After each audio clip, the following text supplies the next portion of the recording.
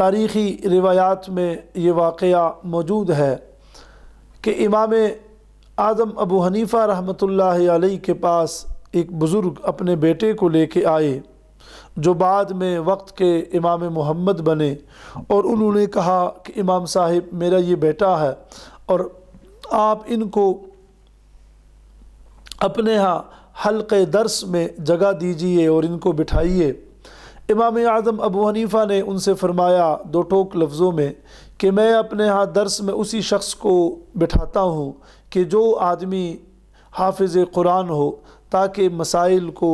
استنباط کرنے میں، استخراج کرنے میں، نکالنے میں اس کے لیے بھی اور ہمارے لیے بھی آسانی ہو۔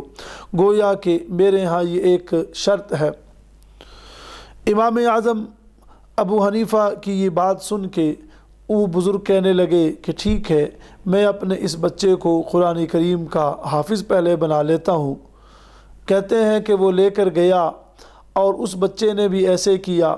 کہ قرآن کریم کو کھول کے 7 منازل پہ تقسیم کر کے روزانہ ایک منزل یاد کرتا رہا، اور ٹھیک ایک ہفتے کے بعد پھر یہ حلقہ درس میں آئے تو امام صاحب نے ان کو دیکھتے ہی فرمایا کہ آپ نے بچے کو حافظ بنانا تھا، پھر اس کو لے کے آنا تھا۔ تو وہ بزرگ کہنے لگے کہ نہیں، میں نے اس بچے کو گھر لے کے گیا تو اس بچے نے تقریباً 7 دنوں میں مکمل قرآن کریم یہ حفظ کر چکا ہے۔ یہ اتنے عظیم آدمی ہے کہ ضمناً یہ واقعہ بھی درمیان میں عرض کر دوں کہ ایک انگریز مورخ نے ان کی کتابوں کو پڑھا، تو پڑھنے کے بعد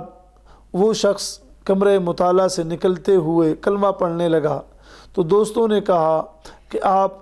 کس بات سے متاثر ہوئے ہیں کہ کلمہ پڑھنے لگے ہیں؟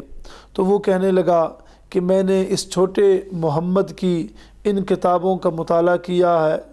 مبسوط، زیادات، سیر صغیر، سیر کبیر، جامع صغیر اور جامع کبیر، اور جب اس چھوٹے محمد کی سمجھ اور فقہ اور فہم کا یہ حال ہے تو اس بڑے محمد عربی صلی اللہ علیہ وسلم کا کیا حال ہوگا۔